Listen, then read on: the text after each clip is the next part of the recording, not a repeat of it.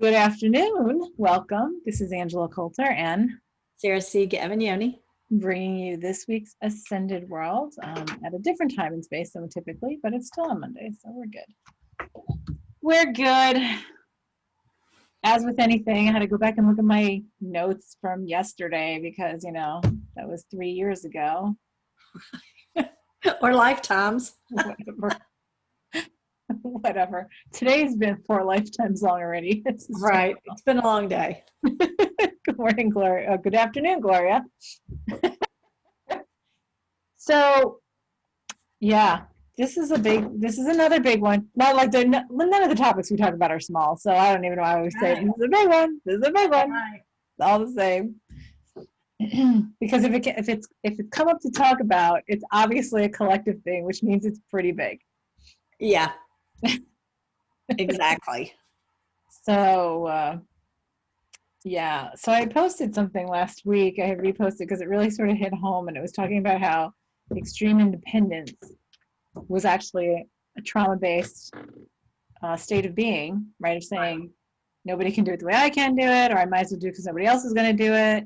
And I don't even need to go into all that. You can go find my post. Right. Whatever. But the point was originally that it is something based in how we believe we have to be to preserve ourselves. Right. Yeah. Right. And so then there's actually two sides to that coin, as Kathy had pointed out. You have extreme independence, right, and then you have codependence, right? Right. And so we think that they're obvious, like they're at the far ends of the spectrum, but they actually come from very similar kind of That's things. exactly right. And a lot of people vacillate between the two depending on the dynamic with the other person. Right. So they may be totally self-sufficient, independent to the point of an extreme with this group of people, and then with this person, they're a child, a vegetable, can't do anything without being told what to do. Right. And so like some of the indicators, right, are like I was saying, it's like, oh, nobody can do this, so these are the thoughts. Nobody else will do this for me, so I will just do it myself and not ask anybody to do it. Right. Nobody ever is ever going to be there. I can't trust anybody to carry this out or to help me with this, so therefore I'm just going to do it myself. Right. Or do it the way I want it done. Exactly. Right. And so we talk about that typically in the context of control, but it's actually a preservation. It's actually an ego's way of preservation. It's like controlling the risk. Yes. And then on the other side in codependency, it's the total opposite of, oh, well, for this person to approve of me, to like me, to love me, to be with me, I have to let them do what they want to do, even if it's sacrificing everything that comes from me, right? Right. So, I won't say anything because to keep the peace, right? Or I'll do this so that person will be happy. Oh, that makes me happy when that person is happy. That's total, all this codependency stuff, right? Or it's an investment, like for instance, with your children. Okay, I'll sacrifice this for my children, in the hopes that in the future, then I can do what I want. Right. And really underneath that is, I'll sacrifice this for my children so my children will love me. Right. Because I don't love the implication underneath that is because I don't love myself. Right? Exactly. I have to have it reflected back to me. So, I mean, and how many times on that end have, especially parents, both mothers and fathers, right, done certain things and, went to these extremes of what an awesome mother or father they were and all this kind of stuff, and they went out of their way to be, say, opposite of what they were brought up with or whatever, just to have their kids find a way to vilify them anyway. Right? Exactly. And it has nothing to do with what they did, because everybody's experience, as we've talked about so many times, right, is simply your own experience, and it's your own set of lessons, and it's what is reflecting back to you from within. So if you have this really low self-worth and big, huge sets of lessons and unworthiness, no matter how well somebody teaches you, you will find something wrong with that, right? Or treats you, right? Or or you'll be mad at them for not punishing you because you underneath it all believe you deserve it. So then therefore they become the villains and the bad people. I mean, and it sounds ridiculous, but that's what goes on all the time. Right. Right. Right. And on the independent side, it's, and I totally identified with that. When I read that, I was like, oh God, that hits home, because I know that was like my whole early adulthood. I didn't, and my childhood and my early adulthood, which was, you know, nobody was ever around to tend to me as a child. I had, I was pretty much on my own. And, and then I was criticized for everything that I did. Right. And I moved out on my own very early. I had to take care of myself very early. And so it was like, at some point, for self-preservation, it's like, then I'm not going to ask anybody for help, because I'm the one that's going to take care of me, and nobody else is going to take care of me. So, or nobody else is going to support me. Nobody else is going to, Right. and it's not like, so you're like, there's that fine line, because you go over to the other dependency, right? The codependency of, oh, well, I have to do this and I have to sacrifice this so that this person will support me. Uh-huh. Right. Whoa, it's tiring. It's a tiring ping pong, right? Right. Right. So it's so much of our entire consciousness here in the 3D is one or the other. Right. And I think that a lot of people sit in judgment of that independent person saying, oh, they've got it going on, they're standing on their own, they're doing all this stuff, they're focused, they're directed, they're all this kind of stuff. But I know from my personal experiences, the more I became that extreme independence, the more I cut off everything. And it got to the point where there were times where it was like, oh, I've just forgotten to feel. Well, And not only it's the feel bad, but the feel good too. Right. Right. And you get to that place to where, oh, I've lost that. And it took me conscious effort to reconnect to that feeling, because I used to be the other extreme of feeling everything and feeling like, oh, my feelings, I need to, put them aside for everybody else's well-being and comfort and keep the peace. So it's more than just being independent. It's almost being further separated. Right. It's seeing, so I was looking at that because I was like, well, obviously if that sort of struck a chord when I read it, there was a piece of that, which I know there was, because it did sort of trigger me. And it's not where many are triggered, right? So it's like feeling like, well, okay, well, when I say I'm ready, willing, able to have support, then, then it's like nobody's there, shows up, which then further reinforces that other extreme of, well, then why even bother? Right. Which is like Gloria's saying, is that it's learned behavior. Right then, when you say, I'm supported and no one shows up, just reinforces and says, yeah, what you learned is right. Yep. So why trust anybody? Why depend on anyone, right? Why take that risk? Why take that risk? So there's a difference in that kind of energy than the energy of, I can do it all. I have, because I am the divine and I am infinite, right? So there's a different energy when I say, right, I can have this be created. I can have this happen, and I can let my higher self conduct the symphony, and I can let go of it from this individual body to know that it's going to be supported, even if I don't see it. Right.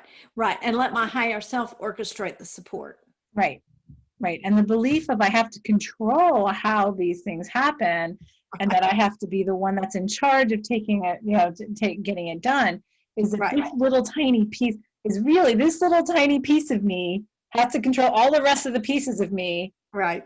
Instead of allowing it to flow together, which then makes it more difficult and more lack-based and more deficient, right? So then you're constantly leaping bigger and bigger chasms. Right. Because you keep on creating it. Right. So it's very tricky, because then we're like, oh, well, but then what do you mean? That means I should be dependent on other people. It's like, so no, the thing is, your creation is your creation. My creation is my creation. How it's created. And so, but the thing is, you and I are the same anyway. Right. High enough in consciousness, right?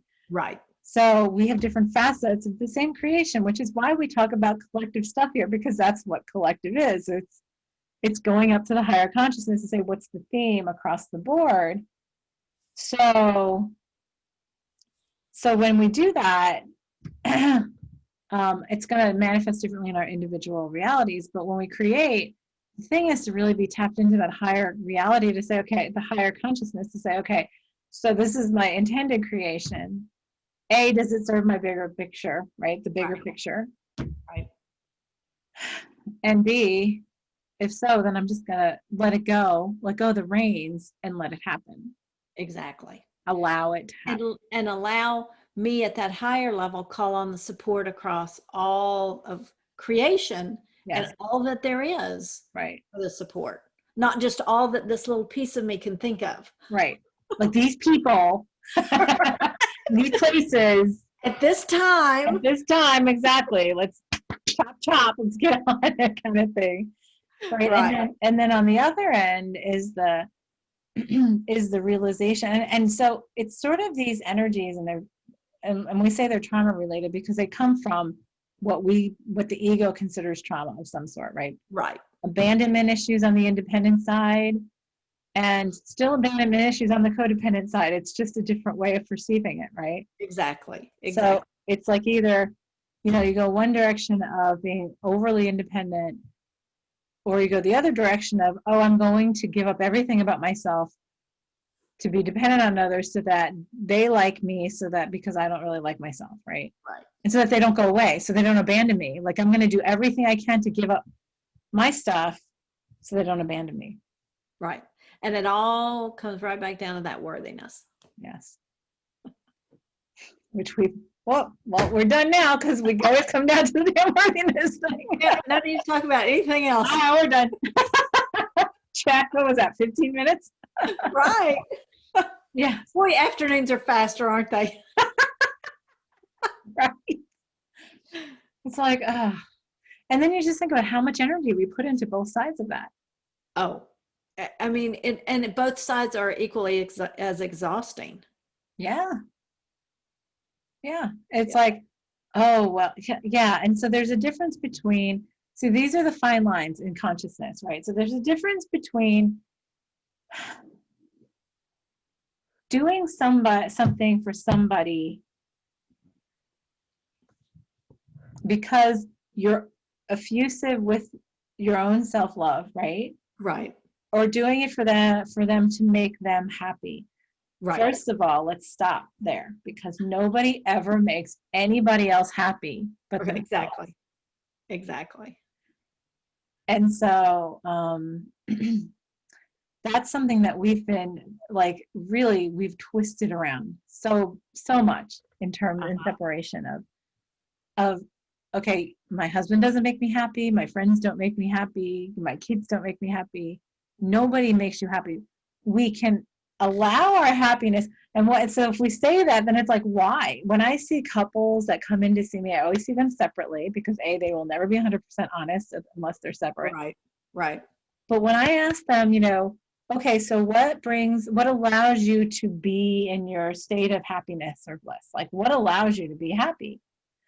And then I'll stop them and say, but you cannot tell me any other person makes you happy. You can't tell me your kids. Or anyone else's behavior. Or anyone else's, right. You can't tell me your kids, your spouse, your animals, anything. Like, it's got to come from in here. Like, what helps you to express your joy and live it? And most people, a good majority of people, have a hard time answering that. Absolutely. And I would imagine they spend a lot of time speechless. Yeah. And sometimes they just say to me, I don't know. Honestly, I don't know. So what does Gloria say when I gotta get my phone. When you're And when you something with chaos, then you want to control your environment. Hopefully you can find a balance which works for you and you're comfortable with, grew up with when you grew up with chaos. Oh, when you grew up with chaos. Right, right. So, right. So there's a feeling of being things being out of control, right? Yeah, we're just going to hop back and forth from one side to the other.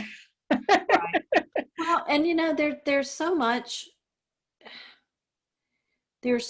you could, to be said for what you perceive as chaos. Yes. Because you can grow up in an environment that from someone else looking in going, oh, that's nothing, and you being totally traumatized by it. Right. So it is so individual and so finely tuned to each person that it's hard to come up with any generalities over, well, if A then B then C. Right. Right. And the point of all of this is to, and by the way, on the independent side, that's where you have martyrdom. Martyrdom, right? And the codependent side is sacrifice. Right. Which is pretty much both sides of the same coin. Yeah. And they're both judged in a positive light for some people. Yes. Yes, very much so. Yes, and Gloria says everything is just perception, right? Yeah, exactly. It's how we perceive it. So the key is, and the reason to talk about this is that when you read, or when I read that whole thing, it was like, oh, there was still some triggers in there, right? It was coming back around to, it's so simple, right? It's the forgiving and apologizing to yourself. Right. Right? It's thanking yourself for the set of lessons and allowing them to be complete so that you then can actually sit in your own completeness, and then your actions come from there, and then you know that you're already attended to, you're supported, right, you're loved on both sides, right?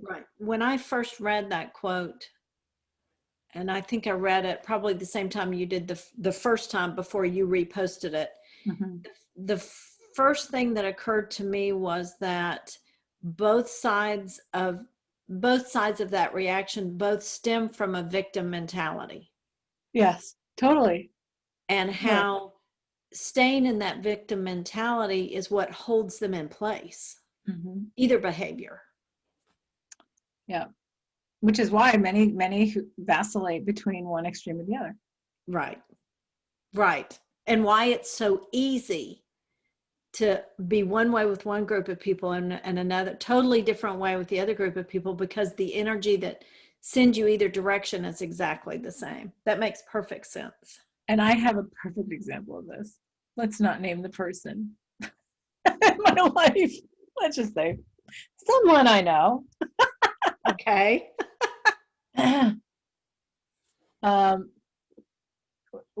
Would vacillate between one extreme or the other. Okay. Right. So from very early days of my interactions with this individual were, don't ever trust anybody because they're always going to screw you. And make sure you're independent, make sure you don't depend on anybody, blah blah blah blah blah blah, because you always get screwed over, which this person was great at showing. And was like very at the extreme independence. And then as soon as that individual would be in a relationship, they would go to the other extreme of codependency. Right.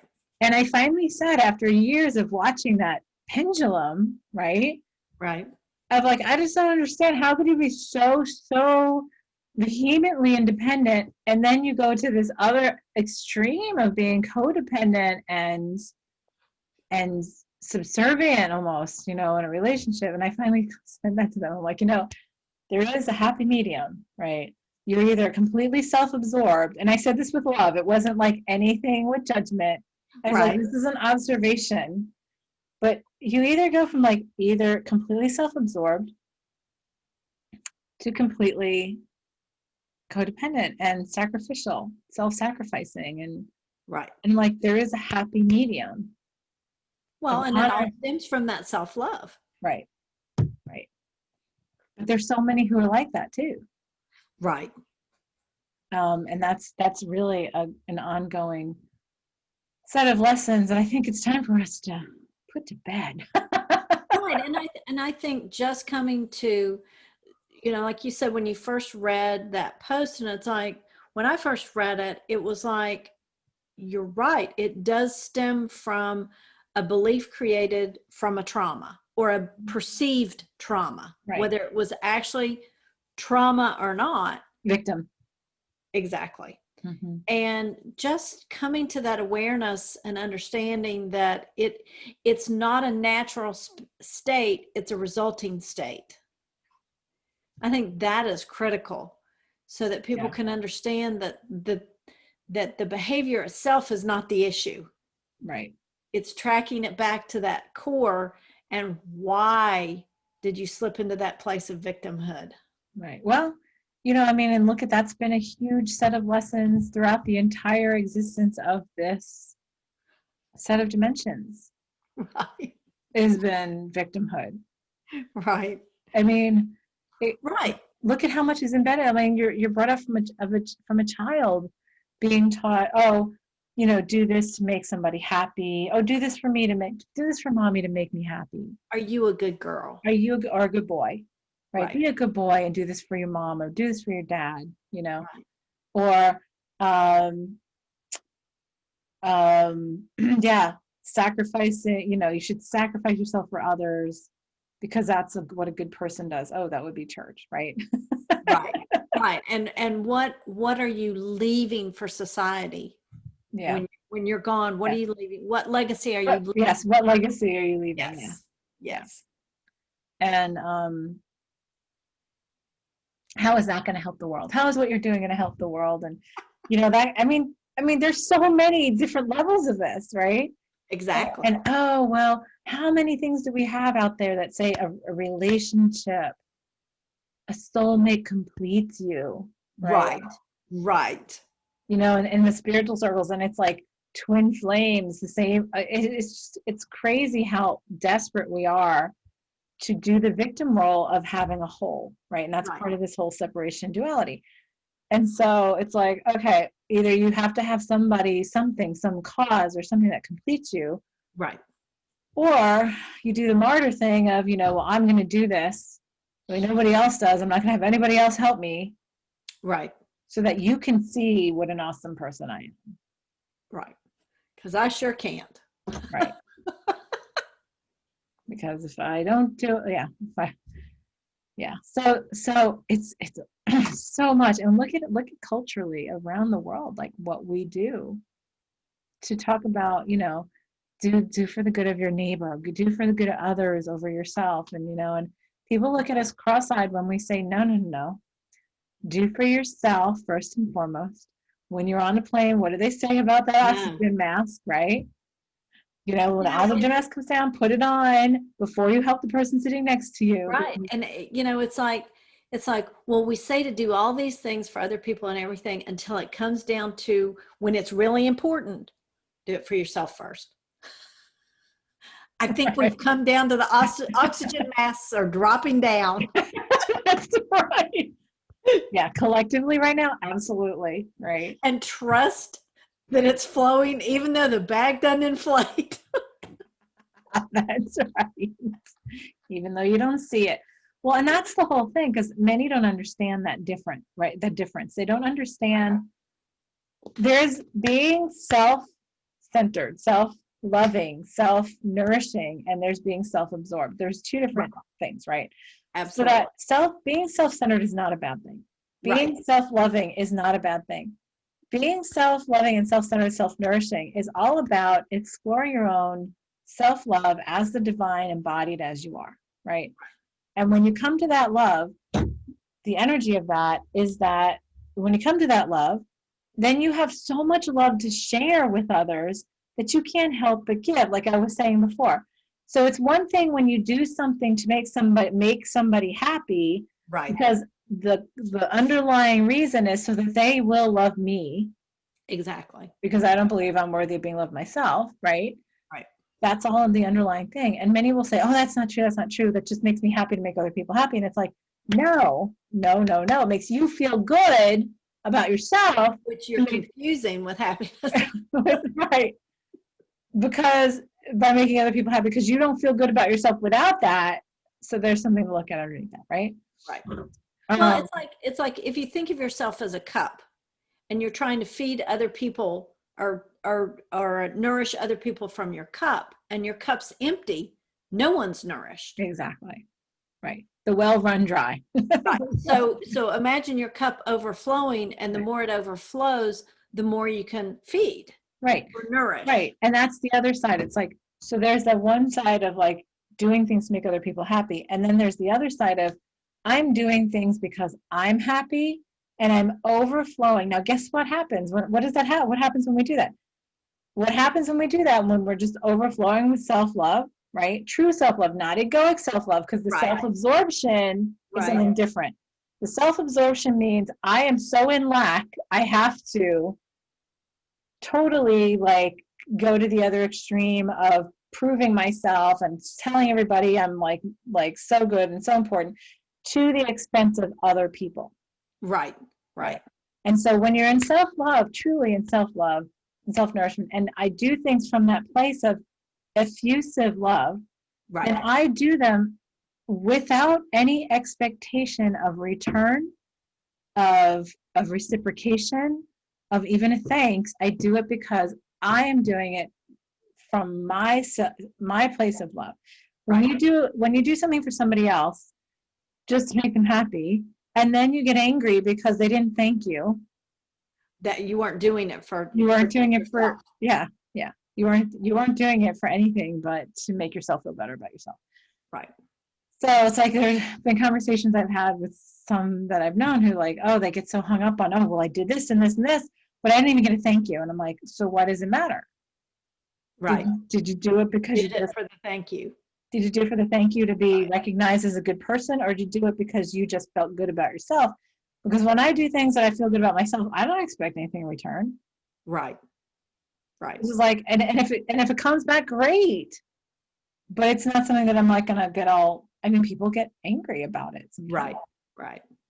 So, or how much of a thank you? Oh, well, I just got a quick thank you. It's like, okay, do you want them to bow down to you? Like, what do you need it in writing? Yeah. Do you need like a parade and I mean, that sounds really judging, but it's just, and it sounds ridiculous, but that's where we are. So then that goes back to this whole discussion about self-love, right? And where our motivations are and being self-responsible versus the victim. Right. Which flips us right back to, did we do that here? Did I do that in my Living the Shift podcast, the victim or creator role? I did that topic recently. I don't know if it was us or just me. No, I think it was your Thursday, but I think it was a week before. Okay. Gloria says, agree with you, Angela, but many in our society take that as selfish. Many do things for the warm fuzzies. Right. Well, because it makes them feel good about themselves. That's the warm fuzzy, right? And we have vilified doing stuff for yourself because guess what? As soon as you stop doing something based on the expectation of others, then they can't control you. Right. Let that sink in for a minute. I know. Think about that one. Yeah. Because when somebody knows that you're doing something with expectation, if they withhold that expectation, they're controlling you. Right. Or they do it differently, or they utilize it, they manipulate it so that you'll do something for them they don't want to do themselves. Right. There's codependency stuff right there. Right. Oh, we could talk months on this topic. I know we really could. There's so many permutations of it and so many shadows within it. And so there's so many aspects of that, like, and then you have on the independent side, which, because I know from my personal early adulthood and childhood and teens and everything is, well, I've been abandoned, nobody cares about me. And the only way for me to get something done that's going to serve me is to do it myself, right? Because then I'm obviously not worthy of being supported at some level. Right. Right. So I might as well do it myself. Right. That one is so embedded because there are many, many who feel like that they were the victim, right, in their childhood or young adulthood. And then they're like, okay, so I just sort of became. Or in their marriage. In their marriage, right? Yeah. In their marriage. And then it becomes such a push-pull relationship that it, you know, it makes it so hard to ever come back full circle. It's a challenge. Right. Well, it's a challenge because you have to break through these communication barriers. You have to break them down, right? And you have to understand that until you start taking a hard look at yourself and seeing things differently, it's never going to be different. Right. Right. And when we turn it into, right, it's taking like, because like I said, there was like a little tiny pea, going back to our Princess and the Pea thing that totally triggered me originally about that thing. And I was like, whoa, where'd that come from? That was quite a trigger. And so when I went back and looked at it, I was like, oh, wow, yeah, still holding on to that. Okay. So whatever that, like, thank you. Thank you for showing yourself. Thank you for showing yourself to me. Thank you for coming up to the surface so that we can complete this and resolve this. And now I can move forward with a different set of understandings without the expectation, right?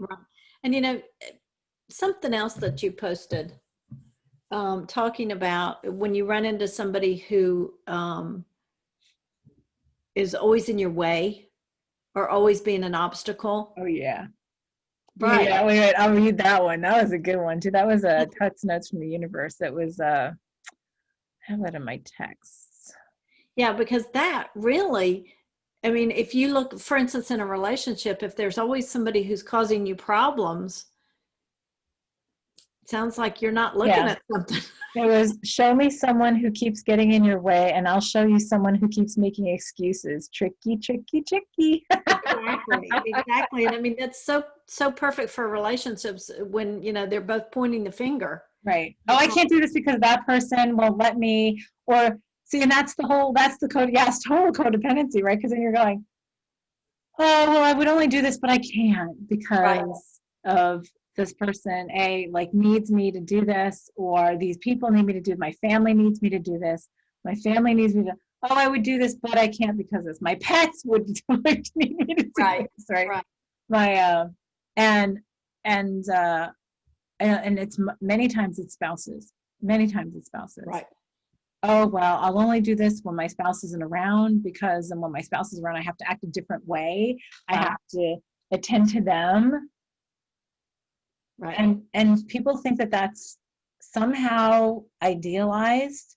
Well, and that's keeping the relationship, you know. Right. Keeping it where it is, what we've agreed upon. Whatever. Right. I'm going to do my best not to roll my eyes. Right. But, you know, and I honestly, because my whole thing has always been, well, honestly, part of why my husband and I got together was like, this is who I am and this is how I am. And he was the same way. And it's like, take it or leave it. Both of us are social animals. Both of us have interests. We don't have all the same interests. We have a lot of the same interests, but not all of them. Right. And there are things that one of us is more into than the other, and that's fine. And it doesn't mean that we have to be connected at the hip. Somewhere along the line, we have decided, you know, that a marriage is this like glued at the hip. Right. And that's where the codependency started coming in, right? Mm-hmm. And it's like, oh, and most of the time you see like one spouse saying, oh, I'll do this just because I do this. Why do you do this? Oh, I don't really like. How many women I've met who hate football, but their husbands are big fans of football. So they go, oh, I've got to watch football with them on Sunday, or I've got to go we're having this football party, or I've got to go do tailgating, and they really like pretend they love it. And at the end of the day, they finally get tired and they're like, oh, I got to do this because it makes them happy. Oh, that's what we always do. And it's like, well, if you're not interested in it, or if you're only interested in going once every month or so. Right. Not versus every Saturday and Sunday. Right. Then don't give up. Like, why are you giving yourself up? Do they give that up? Do they do that for you? Right. They do not usually. Right. Right. Right. You know, it's like, so. Well, and you know, this doesn't have to be just a partnership relationship. It's friends. Oh, It's friends do that. family. Yeah. It's anytime you have any kind of relationship with a person. Right. Right. But I mean, it's like I was saying, that it's a big one in marital relationships. Right. It's a big one in marital relationships, and it's a big one with parent-child relationships too. Right. You know, and I mean, even business relationships. I mean, it just seems to be such a big topic. Yes. Well, in many cases, business relationships are very similar to spousal relationships. Right. Right. You know, the work wife or the work husband. Yeah. That's right. That's right. Yeah, Gloria says glued at the hip is so unhealthy. I have no desire to be glued at the hip to anyone. Right. So, Right. and you know, I think, yeah, exactly. Where's your individuality? Part of why you got together with the other person to begin with was your individuality and the compliments that you brought right to the table, kind of thing. So anyway, so the thing is, and then what do we come down to all the time? Well, like I said, this is like an entire book in itself, right? This topic. It's you're not going to ever be happy with somebody else until you're happy with yourself. Exactly. And you're never going to let go of these extreme independence or codependence things until you're happy with yourself. Right. And we can point the finger, we can blame culture, we can talk about all the different facets of this, but at the end of the day, it comes back to looking in the mirror at where we are with our own self-worth. Exactly. So boring, right? Right. And I would say most of the time, the things that you look at that keep you in that unworthiness place are things that you just don't want to look at. So what's your motivation to make this any different? Right. Well, it's uncomfortable to move out of that. It really is. And you know, my favorite thing is that, you know, you're not going to make an uncomfortable change until the discomfort of staying where you are is greater than the discomfort or fear of changing. Well, and that's where a lot of people come into sessions, right? Exactly. Because that's where they are. They're at that point that there's the friction is so much within them, right? They're so unhappy with themselves, and they're unhappy with the way they are being in their life because it's not who they are. Right. Right. That they're like, well, how do I do this? How do I realign this? Because I'm going to die on the inside if I continue to do this way. Right. Exactly. That's exactly what people say to me all the time. And so it's like, okay, well, you know, who's your authentic self? Like, where does your joy emanate from instead of come from? Emanate is different than come. Absolutely. Right? And in exploring that, it's like, okay, well, so now you're allowed to express that. And a lot of times that's the biggest challenge that many have. Does it break up marriages? Absolutely. Sometimes it does. Sometimes it makes the marriage even better. Absolutely. Absolutely. Because especially if both sides are in the process of doing the work. Well, and sometimes the other spouse is feeling the same way, but they don't know how to communicate it because they don't want to hurt the other person. They don't want to feel bad. And I can't say how many times that one person I'm working with is so like afraid to tell their spouse, and this could be men or women. It has no right. It's on both sides of the table. That want to do something different. They want to change something up or whatever that's going to be more expressive of who they are. And they're terrified of doing it because they're afraid it's going to ruin the marriage or the relationship. Not even just the marriage, the relationship. And I'm like, but if it does, then the relationship wasn't true to begin with. Exactly. I mean, I remember hearing the little phrase, you know, if you love something, let it go. And if it comes back, it was meant to be. And if it doesn't, it was never yours to begin with. Right. And so I'm like, so ending a relationship, even if whether you've been married, like together for 3 weeks, 3 years, 3 decades, it doesn't matter. Right. 300 lifetimes. Right. Right. Which, you know, we're coming across a lot lately. Which is right. But it doesn't matter because, and the thing, what I tell everyone is sometimes people are to be in your life for a day. Sometimes they're supposed to be there for decades. Sometimes they're supposed to be there for lifetimes. Right. And it has nothing to do with how good or bad or whatever the relationship. It's all about what you are to reflect to each other, back to yourselves. Exactly. Right? And sometimes you only need it in a flash. Sometimes it's there for a lesson that takes longer. And so sometimes it's just time. And if it doesn't jive anymore, when you start being your authentic self, then it's maybe time to move forward. Right. With gratitude, not anger. Exactly. Or, putting the other person down, but with gratitude for having completed that set of lessons, for having the experience you had together, and then moving forward. And what if we did that all the time with all the relationships that broke up? How much easier things would be. Much different world. Right. And that's not just marital. That's like. Right. And, I go back to the business. Yeah. Imagine business relationships being right. that way. Right. And leaving a job, right? Right. Thank you. Even though it was the most difficult lesson you ever learned. Thank you. I'm so thankful for this. And right. It's done. And now I can move forward. Right. I was talking to my oldest daughter, about this very thing, like about a week and a half ago. And I said, the thing here is this: if this job is making you nuts and this stuff is happening and it's draining and everything else, the key is to look at your behaviors and what your part of it is. Right. Like what is allowing that to create itself within your reality. And this is the first time she's actually like listened to me talk. Like I was talking to one of my clients and didn't call me out on it, being like, Saturday, like one of your clients.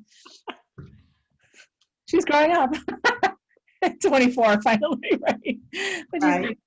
And I said, but I said, the key is this. And I said, and I'll say this about leaving a job, as well as I'll say it about leaving a relationship.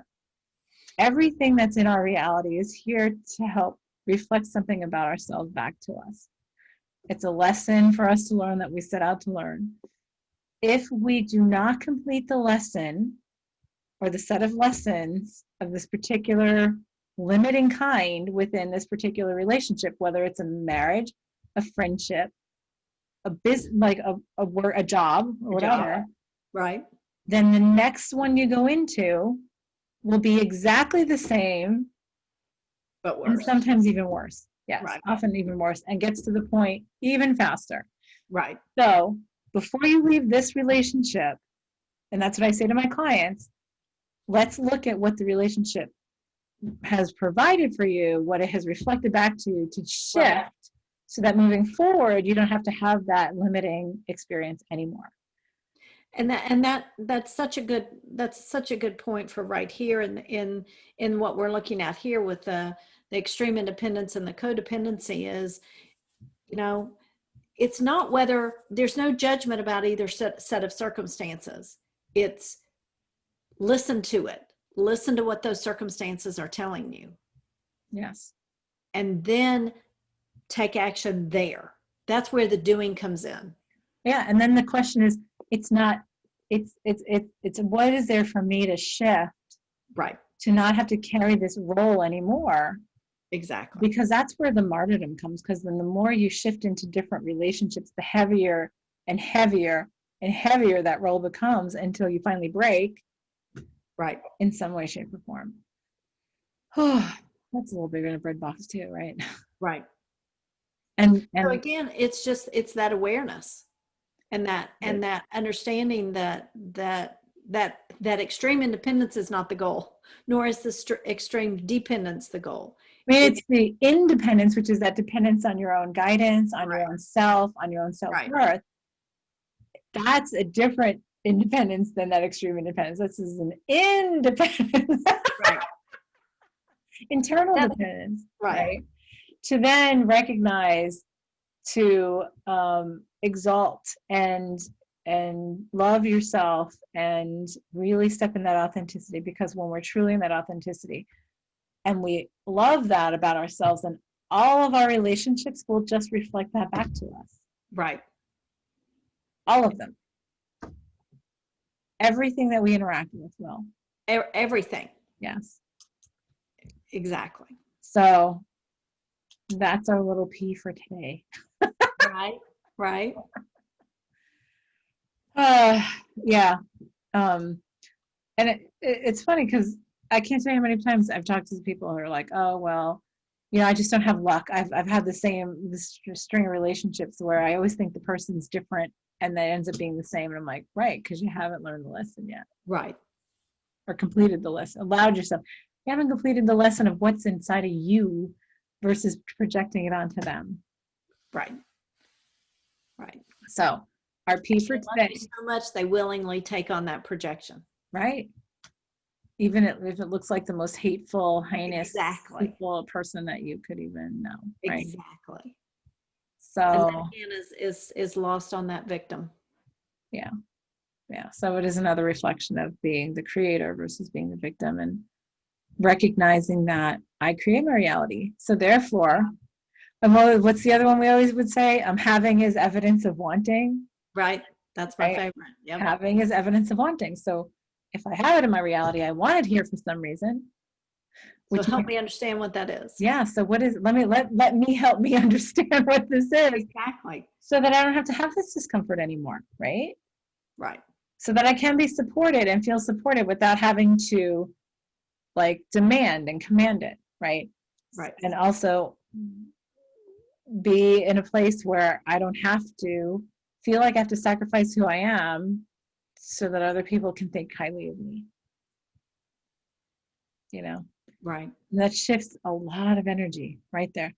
If we take all the energy that we put into that away from, away from it, wow, that frees up so much Right. with ourselves. Right. It's so much easier. So yeah. So our P is to be able to see that in the self-responsible way, to see all that within our realities, to have gratitude for it, to And ask, forgiveness. what was that? And forgiveness. Forgiveness and apology. Right. Because then we judge ourselves. Why did I do this? Right. Why did I do this to myself? That's ridiculous. Why would I set that up for me? Right. Or, oh, I can't believe I'm such a loser that I would set this up for myself. I've heard people say that. I'm just like, oh my God, judge the judge, judge the judge. Right. Right. Right. So it's like, okay, so forgiveness, apology, acceptance, gratitude. And that goes to like the whole discussion on the victim versus creator. I mean, this is like another extension of that topic, because Right. It really is. we can go back to anything and talk it from a higher perspective to say anything that the ego wants to deem horrific. Mm-hmm.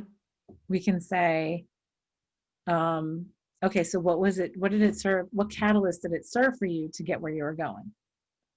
Exactly. Because you put it there. Having is evidence of wanting, even the most Right. horrific things that the ego wants to judge. And so when we stop judging that, right, and start saying, okay, well, I am the creator and I'm this awesome creator because look at the awesome complexities that I have created, right? The highs and the lows, everything in between, and how colorful that is, right? Right. Okay, so let me resolve those colors because I think I'm done playing with that palette. With Right. gratitude, so that I can maybe move on to a different one or expand it into something else, right? Expand it into beauty and Right. expansion and love and wholeness, which then covers everything. And then you don't have any need for those roles anymore. So just with a snap, that's what we're That's doing. right. So all of that, to have that consciousness, I think the first step is to have that consciousness within ourselves, right?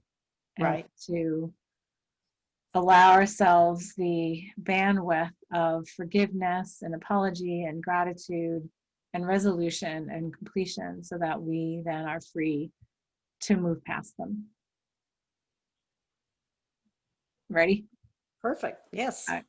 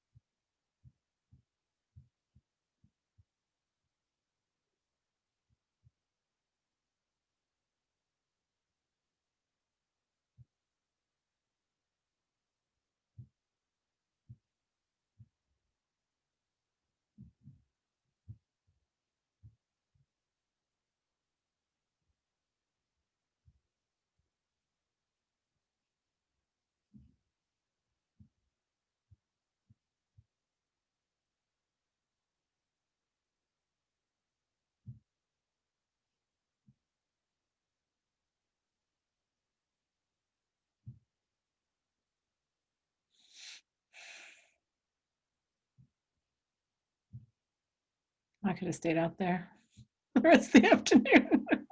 Absolutely.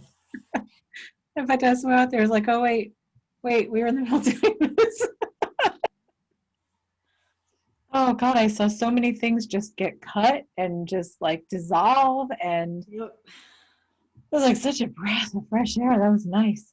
And it was interesting because at some point I was like, I was in observation of the things we say to ourselves when we're in those two extreme situations, like, you know, I don't need anybody else, and if I'm going to do it right, I'm going to do it, I'll have to do it myself, and it becomes such a self-fulfilling prophecy, as the saying goes, and it's almost like that's such a fine example of creation. Right. Because the more you say that, the more it's reality and the more it's truth and the more you're creating. And it's, look how powerful I am. And oh my gosh, if I can do this, imagine all the other things I could do. And we stop Yes. and we stop and we stop listening and we stop believing that we're actually creating that. And it's both sides. Mm-hmm. And it was just like, so the gratitude just came flowing when I came to that realization of, look how powerful that demonstrates for you. Right. Right. Totally. Oh, that felt so good. Yeah. Yeah, To I could have stayed there for quite some time.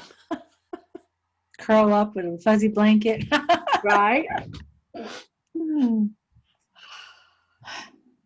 Yeah, that was nice. Well, so that's our home play for this week. Right. Is that exploration and shifting within ourselves. I mean, that alone will just do wonders. So, Right. all right. Well, thank you, everyone. I'm sort of dizzy from that, honestly. I'm like, ooh, I'm a little dizzy. Thank you, everyone, for joining us. This is Angela Coulter, Sarah Sieg Avignoni. and we'll see you next time on Ascended World. Have a good one. Regular time next week. Yes, regular time next week.